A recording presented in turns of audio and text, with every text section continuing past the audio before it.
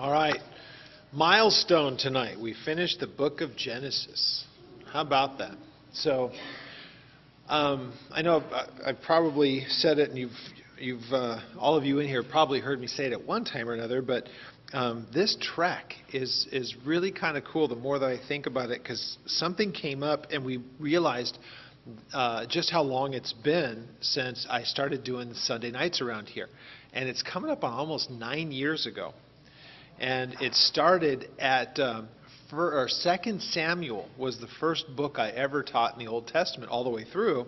And we've now made it through the first at the beginning of it. So now we're at Genesis. We're just finishing Genesis tonight. And the only departure that there's been is between books. I would do sometimes I would do topicals. And at one point when Jack was still alive, he asked me to do the book of Acts on Sunday night, taking a break. I don't remember exactly why he asked me to do it, but he'd asked me to do the book of Acts.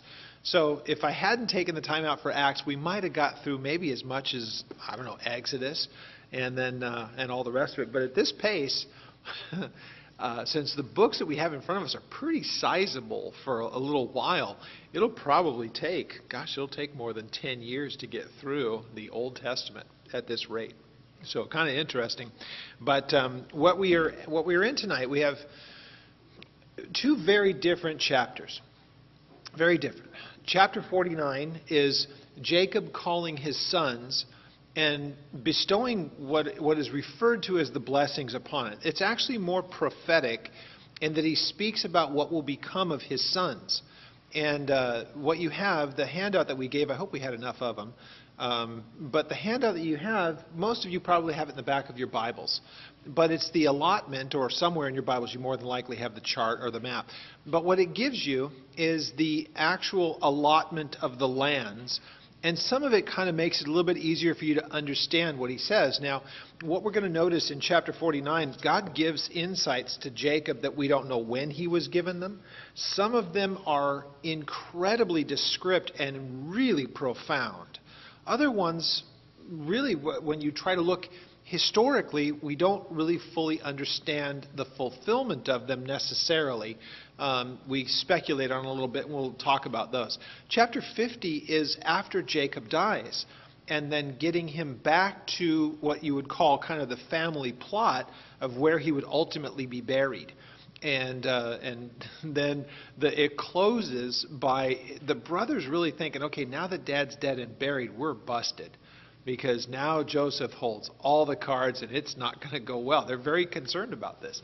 So we get a chance to look at that at the end as we complete this. And then between the end of Genesis, before we start Exodus, there are a couple of things that I think I'd like to do between the books. So I'll announce that as we get, like on the Sunday mornings. I've got a couple of things planned, but nothing I want to, say about tonight, because I don't know for sure what I'm going to have time to do. And then we're going to move on to Genesis, or to Exodus. So chapter 49 is where we are tonight. There are a couple of very, very important things said to a couple of the brothers. And in particular, we'll spend a good amount of our time, relatively speaking to the other brothers, what he has to say of Judah. And boy, what you're going to notice in this, and it's something that's been pointed out as we look, kind of starting at around chapter 34. Around chapter 34, it took some really interesting turns, and it was very instructive for us to realize that yeah, they're the 12 tribes, and they're who God used and all the rest of it, but there were some very unsavory parts of their history, and oddly enough, we don't really know an awful lot about them, really. There's not a lot of time spent in Genesis telling us about the brothers. By the time Exodus rolls around, they're all gone from the scene. But here's what's so amazing about it. In Jacob's prophetic words about them, then we understand that in the time when they finally come back into the land, we'll know little bits and pieces about the different allotments to the tribes and the different areas and the different things that they had done. But when we look at this map here, we cover so much of the areas in our trips to Israel, because we pretty much go from what would be kind of, we fly into what was kind of the allotment to Manasseh. and then we spend time going up around Asher and Zebulun and Issachar, Naphtali, even up into Dan and that area there. But then we get all the way down into where the Dead Sea is. So that's Judah. We get into places of Benjamin and Ephraim, and it's an amazing thing. You get to go top to bottom, and you realize this is where they were settled. And the actual land itself, it kind of helps you to understand, a little bit of what Jacob ends up saying, where they lived and where they actually had their dwellings would help us in our understanding of his prophetic way of explaining this. But wrap your mind around this for a second. When Jacob says the things that he does, they're not even in Israel when he says the things that he says. What's going to happen before this becomes fulfilled? They were still going to spend another 400 years in Egypt, and then they were going to have their 40 years of sojourn, not even coming into the land. And then by the time that they come in with Joshua, after even Moses is gone, and they come in, that's when they start to settle the land a bit. So what Jacob is talking about won't even begin to take place in its fulfillment until they're actually in the land. So it's hundreds of years down the road, but what's going to happen is that these tribes are going to take shape in those hundreds of years in Egypt, so that as they come back into the land, you start to get the fulfillment somewhat of these things. So again, a lot of what he predicts is difficult for us to fully understand to some of them. In a couple of the sons, he speaks very little about them.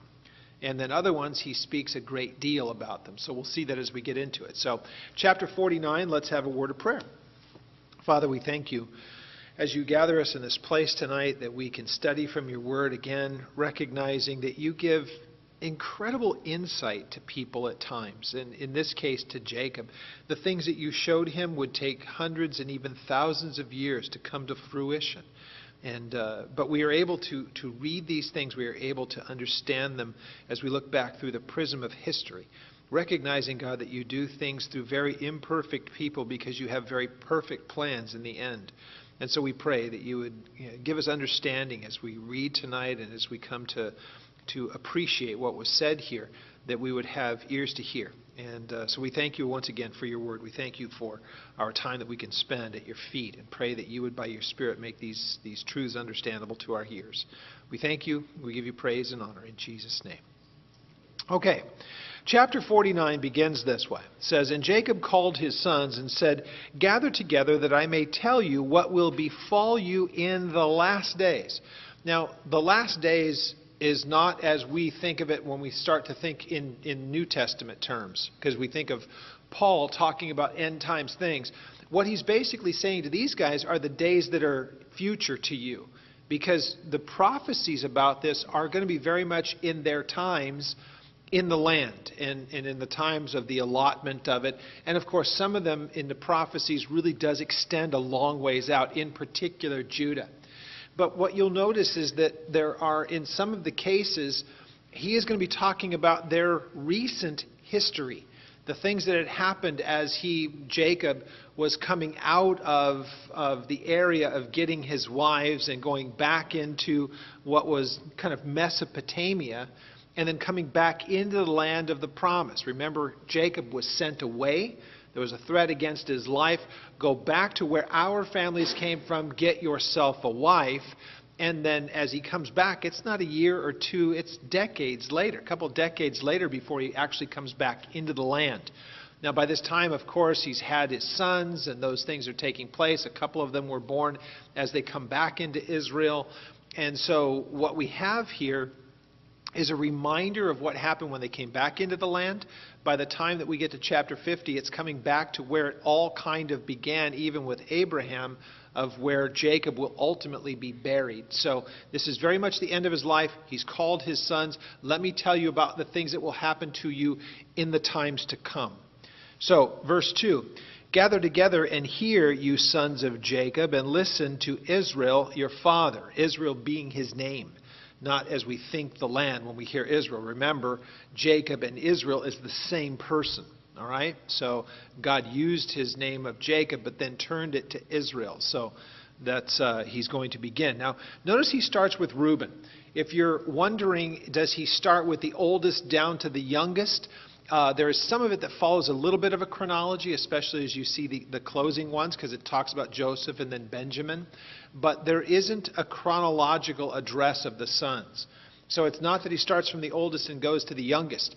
And it, of course, is all the speculation, well, why did he arrange them like this? It may very well be that that's how they were standing next to each other. We don't know. It doesn't tell us. It doesn't really matter. But he goes through each one of the sons. Now, you will notice that when you look at the map that is here, Joseph is not in the allotment of the land. We'll develop a lot of this stuff as we start to go through Exodus when they come back into the land. We'll talk a little bit more about this as we start to study the next book, because that's where it all begins to take place. But more importantly, as we look at this, you'll notice that there's no tribe of Joseph. But you do notice that there is an Ephraim and a Manasseh. And those are his two sons. We noticed the blessing was on them last week as Jacob was able to look at his two grandsons and pronounce blessing over them. So Joseph was not given a plot of land, but his two sons were. So his portion was doubled. And so that's where you see them here in the allotment of the land. Now, the first one that he addresses is Reuben. And he says, Reuben, you are my firstborn, my might and the beginning of my strength. Now, he addresses him as a firstborn, but you'll notice he does not give to him the blessing of a firstborn. Because he says to him, the excellency of dignity and the excellency of power. But then he turns and he says, unstable as water. Now, his instability is the turbulence, is another way that it could be said, is that he was, the things that he did were sometimes just rash. They were irrational. They didn't add up. He did things that were just inexplicable, as most of the brothers did as we've studied their history.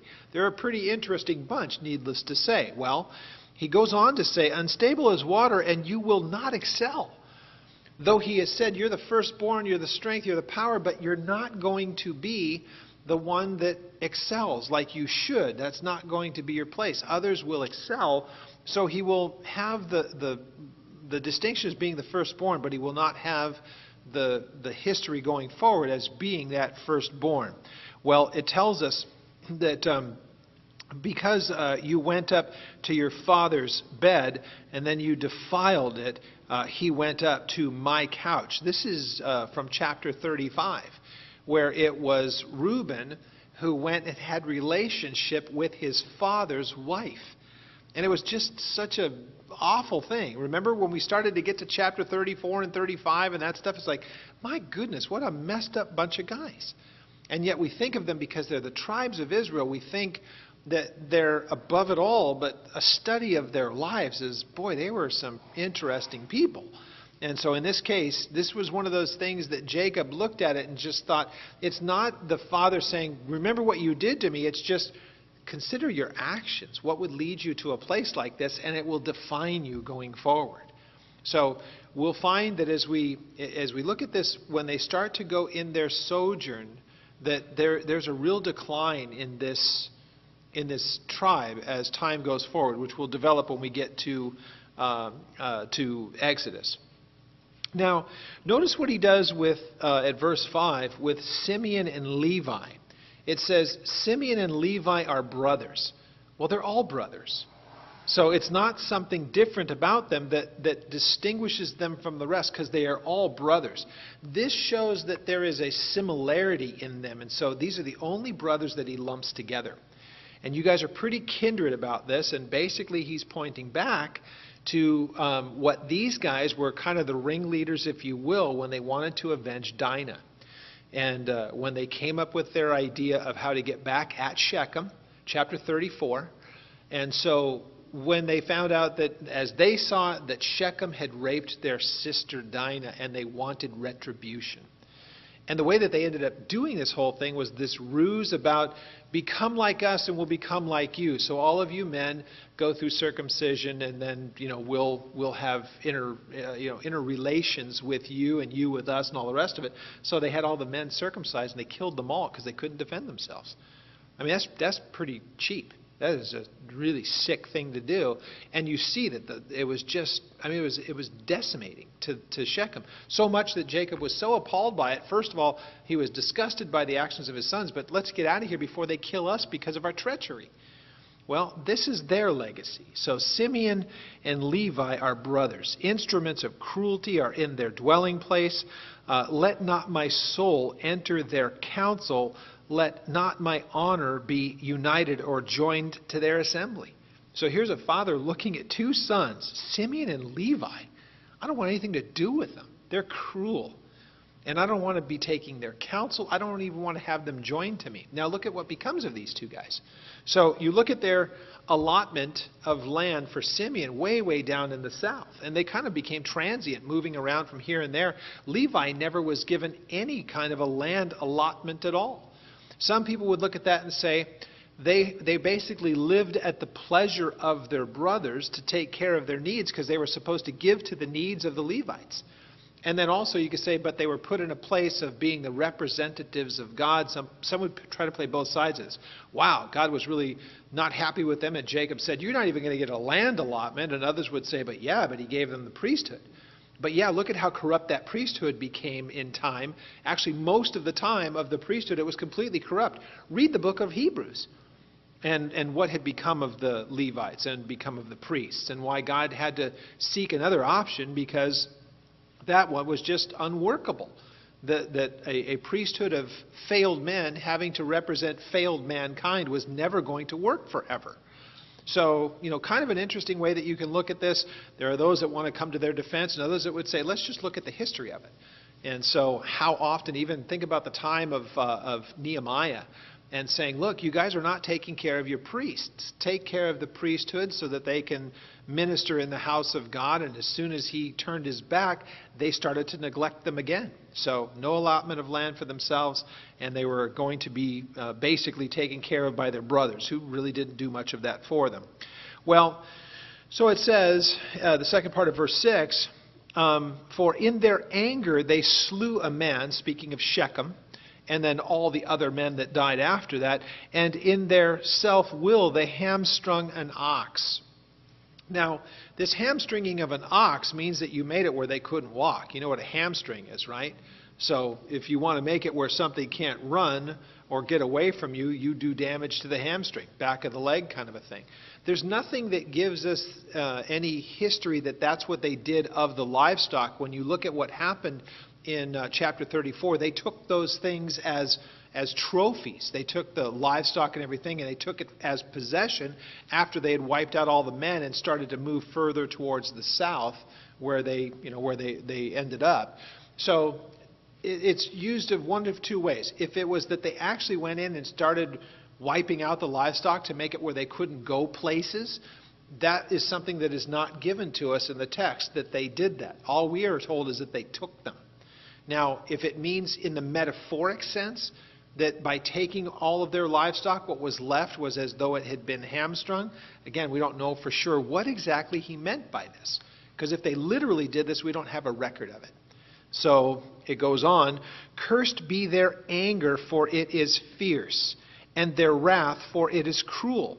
I will divide them in Jacob and scatter them in Israel. Well, that really turns out to be the case, because if you take a look at their allotment of land, that's the desert that is kind of bordering Egypt.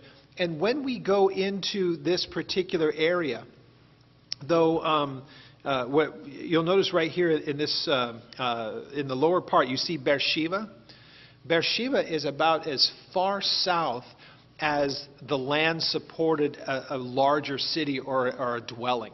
Now, but you look around the area and it's pretty arid. It's not a very nice place. There's not a lot there. It's basically desert. And so that's kind of scattering. If you wanted to go to a scattered area in Israel, go to the south. That is a barren, desolate kind of a place, and that's where Simeon ended up. And Levi, remember, had no land allotment. So, you look at this and it's fascinating, especially when you're getting a chance to see it with your own eyes. You can see how even the prophecies about this make perfect sense when you see where it was that they ended up going. So Beersheba is in that area between Simeon and Judah, and you can see, though it is the southernmost of the kind of areas where they would have settled, it is a pretty desolate place. This is one of the places that we actually visit. So, from there we see in verse 8, he now addresses Judah. Now, we know more about Judah, of the sons, of the actual men themselves in Genesis than really any of the other brothers. And we know that there is a real change that's taken place. We can go back and find out how Judah handled the whole thing with Joseph. And how, they had all kind of concocted the idea about, hey, we're so sick and tired of our little brother dreaming his dreams and all the rest of it. Let's get rid of him. And so let's sell him away into slavery. Let's, cast him away from us. We'll tell Dad that he was eaten by an animal. No big deal, right? Judah's kind of the one who ended up doing that. But we also know that by the time that Joseph raises to that place of prominence, if you've been studying through this book with us, you'll know that when Joseph was able to see his brothers and then got Benjamin brought to him, remember it was Judah that said, I gave the promise to my father. So if you're going to hold one of us, don't hold my brother. I said I would bring him back. Take me instead. And so he ends up becoming that, that mediator, that one. And so it begins to, in a very small way, give us a glimpse, because it's through Judah's line that we get Jesus. So there's an important, you see that there's a little bit of time spent giving us a glimpse of what is to follow, though Judah, needless to say, is enormously flawed. But what we begin to see unfolding here is that God has greater plans. So Judah, notice how much is dedicated to Judah. Well, in verse 8 we get this, because look, verse 8 to 12 is Judah. Look at what you have at verse 13. You have basically one verse about Zebulon, 2 verses about Issachar, 3 for Dan, 1 for Gad. So he doesn't spend a lot of time with them. But Judah is incredibly important because Messiah comes through Judah. All right? So, Judah, you are he whom your brothers will praise. Now, it's kind of a play on words, because Judah's actual name means praise in big, broad terms. Well, this becomes very prophetic, speaking of Messiah. Now, most of what you hear is really what was reserved for the firstborn, that the firstborn would receive the accolades or the praise. So kind of what's being said at the first part of this is something that would ordinarily be reserved for Reuben, the firstborn, not for Judah, kind of in the middle of the pack. But because of who he is representative and what will come through his line, then it becomes a very important thing, because David is from Judah. Jesus is from Judah, right? So that whole line. All right, so Judah, you are he whom your brothers will praise. Your hand will be on the neck of your enemies. Now, all of this is prophetic, and you think, is this speaking about how Jesus will end up being the one who subdues the enemies? Or does it talk about Judah even in his time and with his tribe? Because that's the line of the kings, right? When you think about from Jesse then to David, and the way that David was able to subdue, the way that Solomon was able to subdue, that idea that your hand will be upon their necks, or that you would hold them by the neck, that way of subjection. So you can make the case for all of the above. Yeah, it was that line of kings that really was the time of the pinnacle of the history of Israel. They really did have their enemies subdued before them. But boy, when we start to think Jesus in this sense, and the way that he subdues the enemy to the point of absolute ruin of the enemy in the end, this becomes very, very significant. I don't know about you. This is the hair standing up on your arms kind of cool stuff. The thought of Jesus, the one who subdues his enemies to the point where he has his hand upon their throat. That's a way of just saying whoever it is that's in that place of strength and power is going to end the battle, right? That's the imagery that's being given to us here. So he says, your hand shall be upon the neck of your enemies, and your father's children will bow down before you. That's like what a firstborn would do. But again, when we put Jesus into this as being from that line of Judah, this really begins to take on a very good understanding for us. Well, it says Judah is a lion's whelp. And a lion's whelp just means a young, its offspring, right? So the imagery of a lion is always that, not only the idea of majesty, but also of power and of strength and everything that your mind thinks of with lions, right? So the imagery is supposed to be there. And Jesus is referred to as what? One of his things? The lion of what?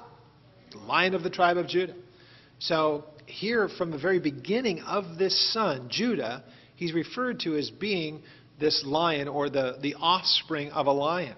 Now, there are times that Israel is referred to as a lion, as all of it together, because it is supposed to speak about that power and the strength and all the rest of it. This is now then spoken for of Judah, and now none of them would fully realize what is about to be said and how it was going to lead to Messiah, but notice what is said. Judah is a lion's whelp. From the prey, my son, you have gone up. And that point is, we've all watched the National Geographic kind of things when the lion ends up catching whatever it is and eats its full. It gets up and goes to its place of rest and nobody touches it. It is above all. Well, he says he bows down. He lies down as a lion. And as a lion, who shall rouse him? So who can withstand, right? Verse 10, hugely important. The scepter shall not depart from Judah, nor a lawgiver from between his feet until Shiloh comes. And then it says, and to him shall be the obedience of the people. This is a prophecy about Jesus without question. No question. Now, at this point, when you look at Judah, he wasn't put in a place as we would think scepters and all the rest of it as kings and all of it, as far as that's concerned. That would definitely come through him. So when you look at Judah, he wouldn't be a guy standing there with a scepter, and he wouldn't be a person that's ruling over people. Eventually, those who would come from him, David and Solomon and the kings and all that stuff, they would have that same kind of a way of being, that priestly, or that king, not priestly, that kingly line. Now, we know that it was interrupted. We know that that really kind of came to an end as far as the kings ruling over through Nebuchadnezzar when he took them away to Babylon. They came back in. There weren't really kings that were set up in the sense like this. But notice, God, though he stripped it away from the nation, he never took it away from Judah, and it was held in reserve, if you will, until Jesus, Shiloh. That's who's being spoken of here. So it wasn't as though God said, okay, I'm done with the kings from Judah's line. I'm going to give it to one of the other sons. There were no other sons who ever took over a kingly line from Judah. It was just interrupted until Jesus comes along, and he is from that tribe of Judah, and we await him being the king above all kings and the Lord above all lords. That's still future to our time.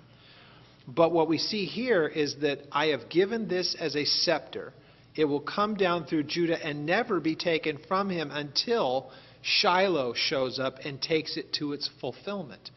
Now, Shiloh here, kind of an interesting word. You try to figure out what exactly Shiloh means, you don't know. It's only used here in the text. Now, it's a place name of a location, but when it's being described of a person, not as much a name, but more of an attribute. So when it speaks about Jesus as being Shiloh, it's what he represents. So it would be really great if you were able to go back to the original Hebrew and say, what does Shiloh mean? We don't know. There are, if you got 10 different scholars, you're going to get 11 opinions about what Shiloh means. And that's kind of the problem. Here's the big things that we know. That most would agree, I shouldn't say most, many agree that it might mean to whom it belongs. That would certainly work. But then it also might mean in the way, again, of attributes. It more speaks about the personal attributes of who Jesus is. So it's not worth actually trying to nail it down, because if all the people who know Hebrew far better than I am can't agree on it, what we do know is that it is representative of Jesus, because that's the scepter to whom, who would end up taking over for Judah. That part we can look back through history and know, yeah, Jesus comes from this, and that idea of being a lion, that idea of being a ruler, that idea of being majesty, or however you want to say it, we know that that comes from Jesus. So, this scepter, this lawgiver, it won't be taken away from Judah until Shiloh comes. Now, notice some of these other things, which of course makes everybody go, ooh, that's kind of interesting because of the things that we know of Jesus. Binding his donkey to the vine and his donkey's colt to the choice vine, and he washed his garments in wine and his clothes in the blood of grapes. Oh man, there's a lot to this that you could say, what does that imagery, what does it show to us? So the idea of binding the donkey, binding the colt, and this, the imagery that we get probably best describes this is the Zechariah 9:9. As Jesus comes in on that colt, on the donkey that was said, here's how your king comes in. And of course that he, this donkey was bound up, that Jesus had said, when you go, you'll find a colt tied up, and so grab him and bring him to me.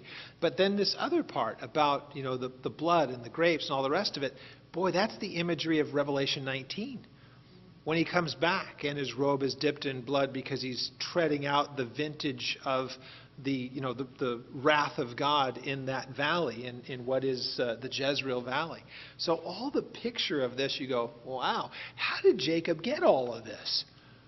Because we look back on it historically, Jacob is speaking about things in the future, about this person that will come that's referred to as Shiloh.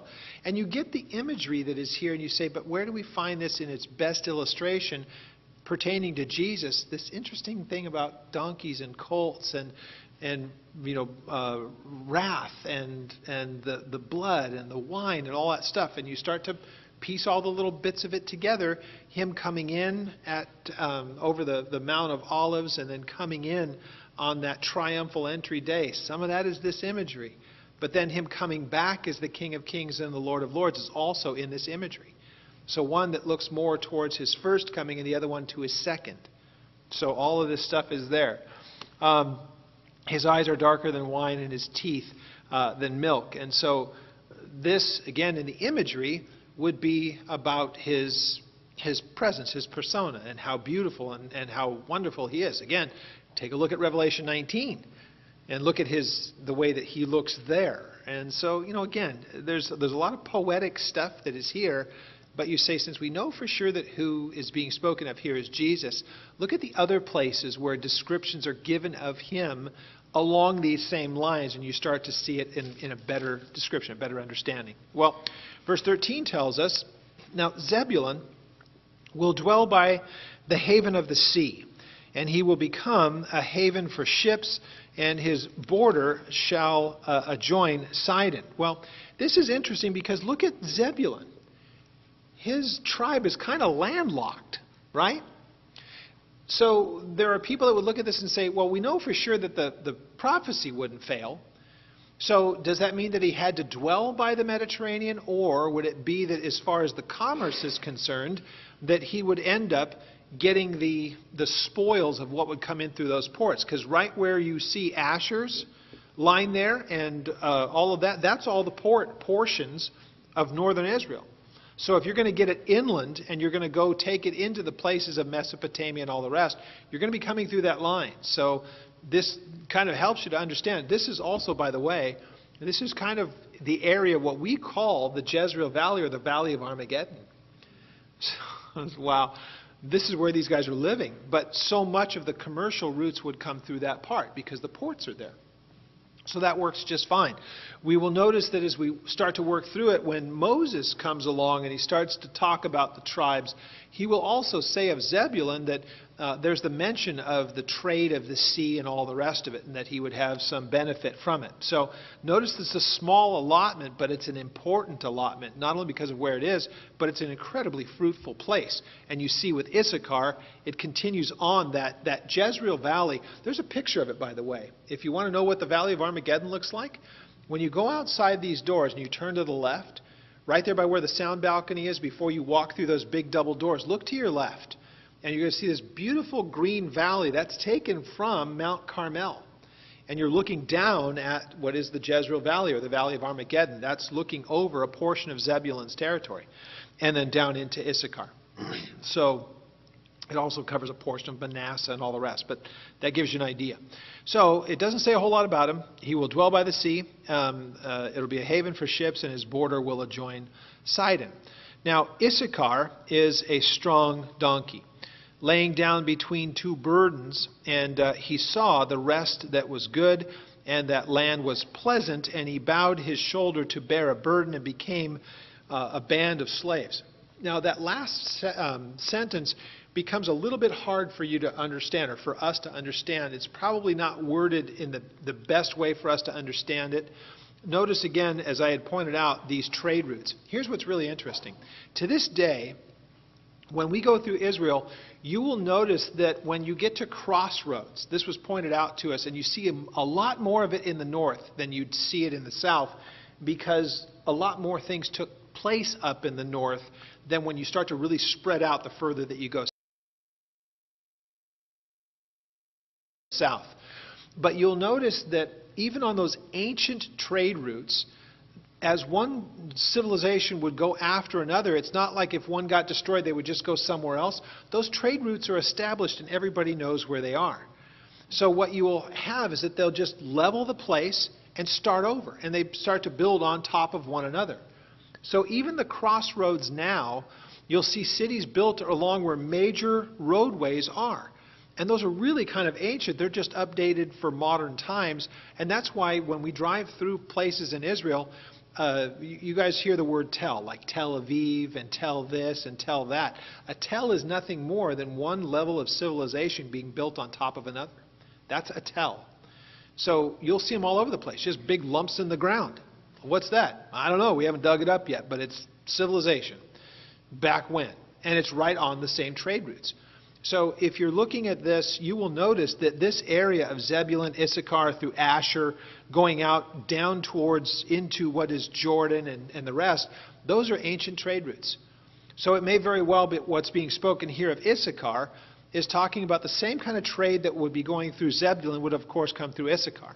And so that could be labor, that kind of trade. It could be all the rest of it. So if we look at Issachar and Zebulun as being kind of, yeah, they're neighboring areas where the tribes would be, but that's where a lot of commercial things, a lot of trade would come through that. That could make perfect sense because we don't know for absolutely positively sure what Jacob meant by this. All we can go by is the history that kind of took place afterwards and what would have taken place in their lands. So Issachar is an area where, yeah, they would have been very heavily traveled and would live in some manner of peace.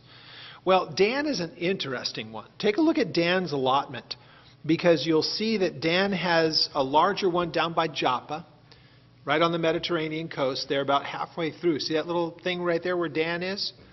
Joppa is a place that we visit. It's the first place that we see when we come into Israel, because that's where Peter was when he was able to see that vision of the what he describes like a sheet that was being dropped down with all the animals on it, and rise, kill, and eat, that whole thing. He was in Joppa, and he was going to be going up to Caesarea to go see the centurion. So that whole thing, that whole Cornelius thing took place there. But this is also where Jonah's story begins, right? That's Dan's allotment. Look all the way up at the top. You see Manasseh at the top and Naphtali.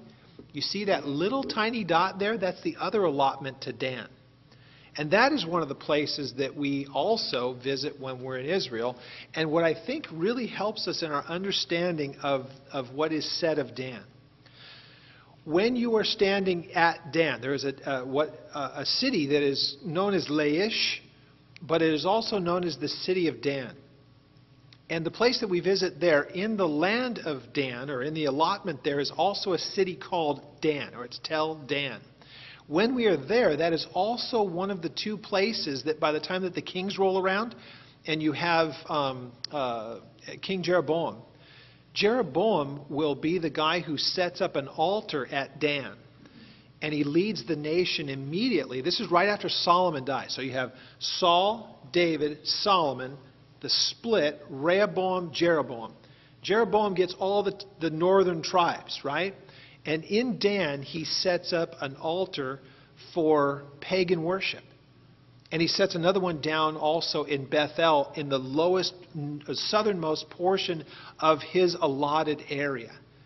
So what's amazing by this is you realize that because he did this, it was so angering to God that they never recovered from it. And we stand right where he had set up that altar. We go see that and we visit it.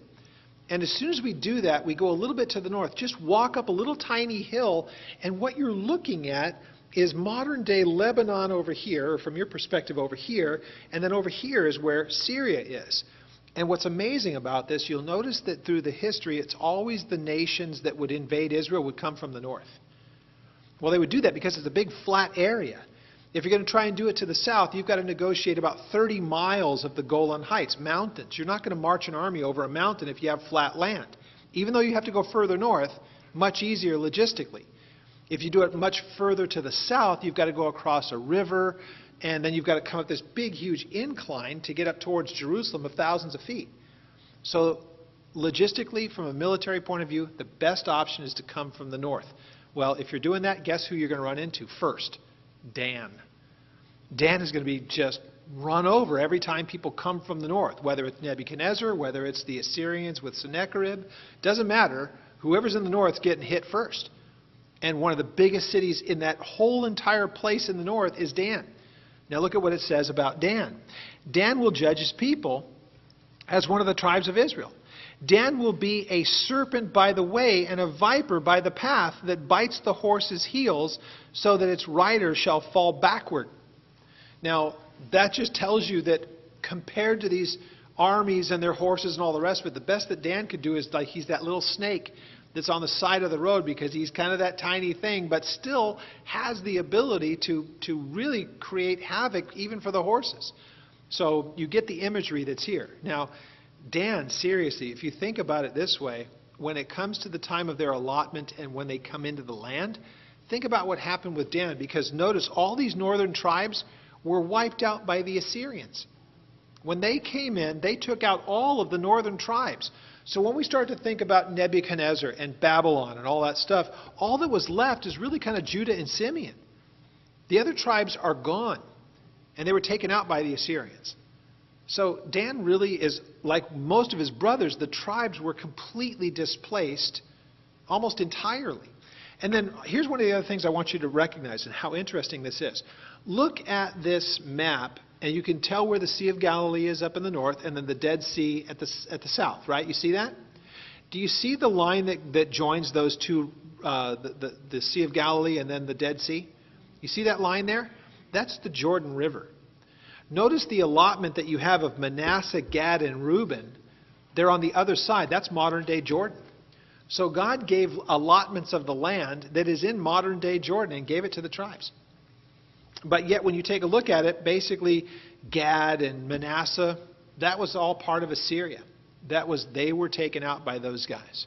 And yet it says of Dan, and of course they're preserved. Interesting now when you look at this, they have now come back into the land, but not in the allotment that was first given in these days. In fact, what you will notice when you look at chapter 15, I think I mentioned this last week, you want to find out what God ultimately gave to the nation of Israel, go take a look at that. The Euphrates to the Nile, and all points in between. Go look at that on a map one of these days and see that's what God had given to them. Well, back to this. It goes on to the next one where it talks about Gad. Gad, a troop, will trample upon him, but he will triumph in the last. And so you can see where Gad is. There's just so much we don't really know where or how this is played out historically. What does it mean? Where's the trampling? Here's one of the interesting things. We know that if we try to look at it from way, way in the future, even to our time, we know the kings of the east come from this direction. Is that what's being referred to? I don't know. Most everything came from the north in the times of the conquest of Israel by the invading armies. Both Nebuchadnezzar came from the north, as did the Assyrians and Sennacherib. So how Gad figures into this, once again, notice we only get a verse about this. And we don't really have a way that we can pinpoint the historical time when that actually took place. It would have meant much more to them. Bread from Asher will be rich. and he will yield royal dainties. So you can take a look at where Asher would have been. Again, very fertile land right on the Mediterranean. That makes it pretty much easy to understand. Naphtali is a deer let loose, and he uses beautiful words. There is a lot of dispute about what this is, because this would give the impression that, well, this must be where all the poets came from and all the orators and all the rest. But there's not that line or that history that came from him. So once again, we're kind of left speculating what that means, aside from a deer let loose. That, of course, speaks of swiftness and all the rest, but not much more that we really get. Joseph, interesting. Now again, Joseph, as he's being spoken of, we need to remember a couple of things here.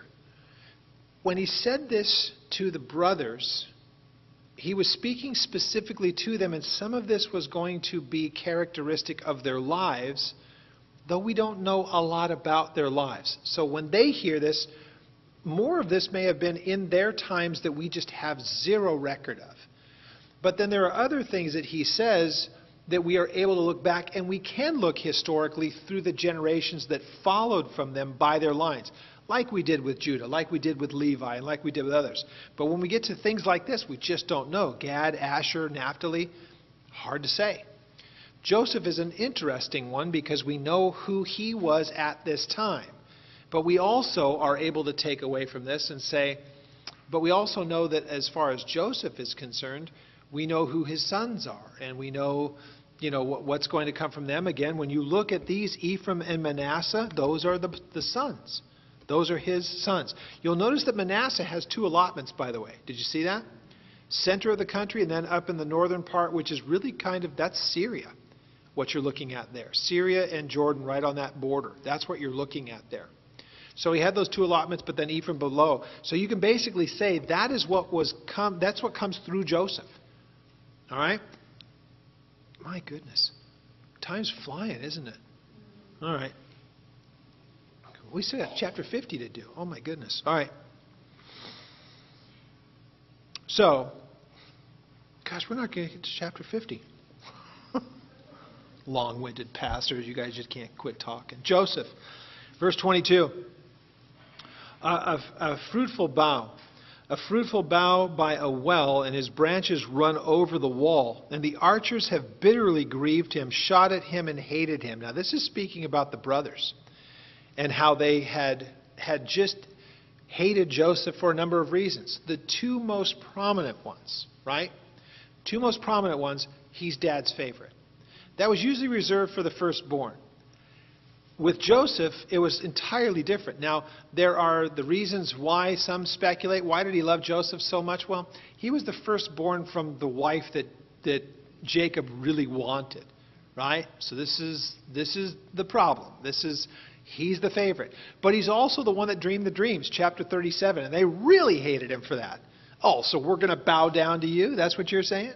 Yeah, you're going to bow down to me. So, of course, that's why they hated him so much, wanted him gone.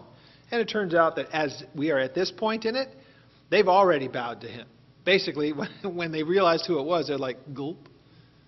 He's like second to Pharaoh, and here we need, not only do we need things, but I wonder if he's going to treat us anywhere close to how we treated him, because we're not going to survive it. And they're still worried about that in chapter 50. But notice what it says here. The archers have bitterly grieved him, shot at him, and hated him. But his bow remained in strength, and the arms of his hands were made strong, and by the hands of the mighty God of Jacob. So how did Joseph make it through all of that? Jacob is able to say, my God preserved my son. For most of Jacob's life to this point, from the time that he was sold into slavery, he thought he was dead. He thought from the day of that, because they brought him the coat of many colors, right? And all the blood that's on it, and he wept and all that. He thought it was all over. And he says, now looking back in hindsight, God is the one who sustained him. Verse 25. By the God of your father who will help you, and by the Almighty who will bless you, with blessings of heaven above, blessings of the deep that lies beneath, blessing of the breasts and of the womb, blessings of your father, have excelled the blessings of my ancestors. Interesting. So Jacob is starting to realize, remember, we look at it from this aspect. Abraham to Isaac, Isaac to Jacob. But it's really by Jacob's descendants that we know the history of Israel. Though they all, they have the common ancestry, no question about it. But really, the history of Israel kind of hits its stride with these guys and their descendants, because they're the ones that are going to come back to ultimately populate the land. Think about it also like this. When you think about from Abraham, Abraham was a guy who was in a sojourn. He was later in his life before he ever even came into the land, and he kind of moved from place to place. So by the time that Isaac rolls around, once again, that was kind of very much transitory. Jacob spent a good portion of his life not even in the land of Israel, comes into the land of Israel, and there's all kinds of turmoil, and he lives a good portion of the latter part of his life in Egypt. But it's through his sons that we know the nation. And that's who occupied the land. So he's able to say this, by the God of your father who will help you, and by the Almighty who will bless you, verse 25. So he's able to say those things where he gives those mentions. Now, verse 26, the blessings of your father have excelled the blessings of my ancestors. So Jacob realized, I have a lot more to show for these things. In his mind, he's got to still be thinking about, but remember, it was promised ultimately to Abraham. It's through your descendants, the ones that will follow you, that will come from your body. There will be nations. Generations is what's referred to. Well, now here Jacob is really seeing this is how it's going. Now he's passing this to his sons. And then so it says, up to the utmost bound of the everlasting hills, and they shall be on the head of Joseph, and on the crown of the head of him who was separate from his brothers. So that recognition that really at this point, if we look at it in natural terms, imagine had they done what they really wanted to do to Joseph in the first place, and that would be to put him to death. What would have become of the nations? Because there was a famine that would have wiped them out, right? It was because God had had the favor upon Joseph, giving him that place in Pharaoh's house, that God used that to sustain the nation by bringing them into Egypt because of all the work that God had done through Joseph. Pretty amazing when you stop to think about it. Well, then look at this. Can you imagine if you're all the brothers sitting around listening to this? He's had some pretty harsh things to say. Look at what he finishes with Benjamin. He was the young kid. He's like, oh, he's the little baby of the bunch. Well, Benjamin's a ravenous wolf. Come on. Can you imagine being Benjamin? Come on, Dad. The rest of these guys could have probably said about the same thing. In the morning, he will devour the prey, and at night he will divide the spoil. That's all that is really spoken of him. There's not much. So, I was looking for something. I thought it would be kind of interesting to find tribe by tribe, because it would take some digging, and there are some people that I know that as soon as I would say this, they would start doing it. Start to compile the list. Wouldn't it be interesting to look at the big major, people that we know from the Bible? What tribe did they belong to? Who would be able to say, well, we got the most prophets, we got the most this, we got the most that, right? Wouldn't that be kind of an interesting little competition? But it would be an interesting thing to look at. I couldn't find anything published, and I thought it would be a pretty interesting study. Well, verse 28 says, now, all these are the tribes. So what we've gone from is Jacob saying these things about his sons, right? So he has had these statements. What we have now at verse 28 is back to the narrator, the person writing the book. All these are the 12 tribes of Israel, and this is what their fathers spoke to them. And so he blessed them. He blessed each one according to his own blessing. Then he charged them and said to them, I am to be gathered to my people. Bury me with my fathers in the cave that is in the field of Ephron the Hittite. So we could go back and look that was the land purchase. This is in their history. They all know where this place is. This is the family plot, if you would. And it says it is in the cave that is in the field of Machpelah, which is before Mamre in the land of Canaan. This is further up into the north, right? So we've studied this. This is between the area of, it's below Galilee, above the Dead Sea, on the west side of the Jordan.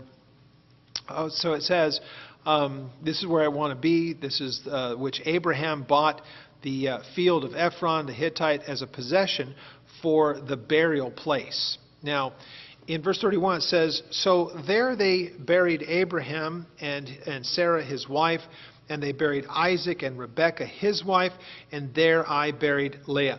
Now, here's what's really funny. In our recent history, when and one of the many times when the UN has totally overstepped its bounds, if you remember, they tried to make this area where those tombs are, whether they're the actual ones or not, we know it's the general area.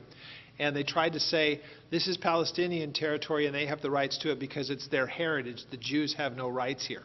It's like, do you not realize who's buried here? You just want to say, goodness, you people just don't care about your history, right? And that was one of the UNESCO things. Were you here this morning when I mentioned UNESCO? I want you guys to pay attention to this. It's very, very important. Let me finish reading the text, and then I'll have a couple of minutes to do this, because we are not handling chapter 50. I'm out of time already, and we haven't even got there. So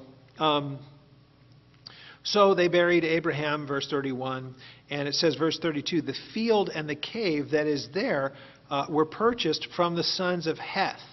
And when Jacob had finished commanding his sons, he drew his feet up into his bed, and he breathed his last, and he was gathered then to his people.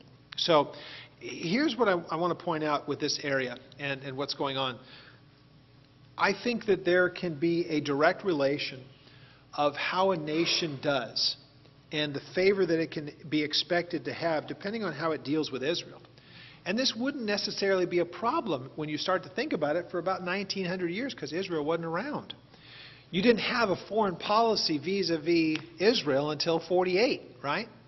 And so look at the lands that hate them the most and look at their condition. Look at what a nation will do and what they can expect depending on how they deal with them. In this last week, a couple of very interesting things took place. Last week, week and a half. And, I was very critical of our last administration because of how it treated Israel. So far, this administration, though so much of what they do makes me crazy. I wish that they would get off of social media and all.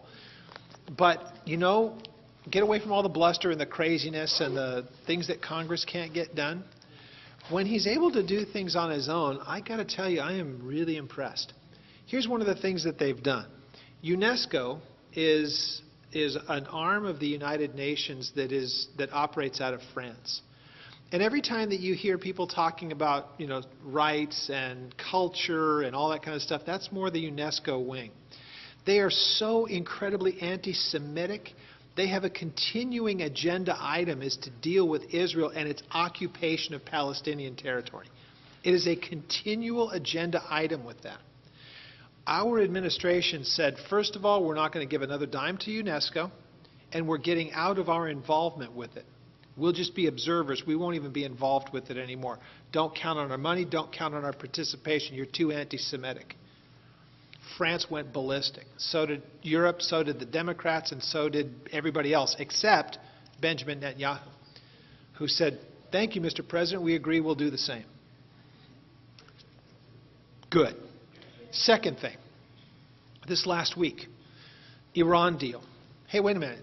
What was supposed to be going on, even though people within the administration are saying Iran is abiding by, what it agreed to?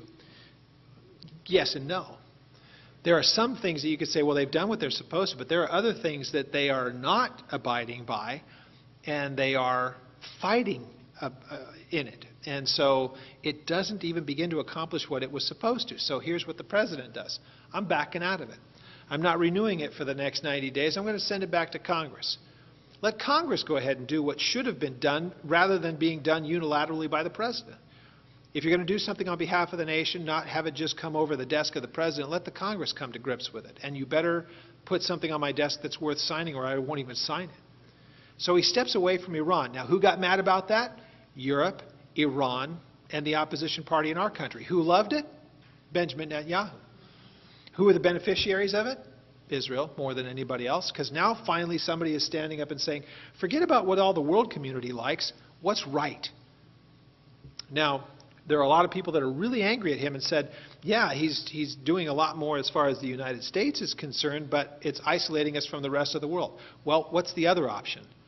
We've been doing that for decades. And what a mess, right? What this really does, though, is it really tightens the noose, if you will. So the days are going to be very interesting going forward. Now, here's the cool thing about it. What do I care? God's in control of all that stuff. I have nothing to fear. Nothing is going to happen that he goes, wow, didn't see that coming. Of course he did. He knows all those things. We're to rest securely. We should be praying for our president and our leadership and all the rest of it. But I got to tell you, for all the stuff that I go, oh my gosh, I can't believe he said that. When I can strip away all that stuff and just look at the things that are being done, that are actually starting to happen, that are actionable, I am so glad that he's not a politician. Because he's just doing things that nobody else has done lately. So, interesting. So we'll see where that all leads. Very, very fascinating times to be alive. Oh my gosh, fascinating times. I'll say this last thing and we'll dismiss. Of all the times in human history, if you could go back and ask all the people, that have been important in the Bible and all the rest of it, and if you could ask them, what time would you want to be alive? Would you want to be alive at the time of the Exodus, or at the time of coming into the land, or if you want to be there at the time of Jesus? I think you would probably get a pretty much a unanimous decision that I want to be here at the end of things when he returns. And I believe that's our time. And so, it's kind of an interesting thing. I've been saying that since I was a young man, before I had any gray hair. Before I had children, before I had any of that stuff. I was excited about that and said, what a great time to be alive. As frustrating as it is, the idea to be that last generation, because somebody's going to be alive when he comes for the church. Somebody is going to be alive, and I just think it's us. And I look around the rest of the world, and boy, trouble everywhere that you look. Isn't it interesting that the people that are not troubled are the believers? Because we know that your redemption draws nigh. Amen? Let's stand. Father, we thank you. As we gathered in this place, and as we've studied your word, and we see the prophetic things that Jacob would say about his sons, we know very little about what happened from those times on. There's not much that we know of each of those sons. We certainly know the legacy of these men and the people that came from them through the generations. We thank you. We are able to celebrate a time when you have regathered your people into the land. And you are continuing this wonderful work that has been going on for thousands of years. We await the return of your Son. We pray that you would give us hearts of expectancy and of excitement as we await. We pray, God, that you would pour out upon your church in these days understanding, that we would be witnesses and people who would be willing to bring a testimony of your greatness and of your love. We thank you for your word that settles all of these things. We can know these things. We can have certainty. We give you all the praise and honor, and we pray that you would glorify yourself in us. We thank you and give you praise in Jesus' name. Amen. Good night.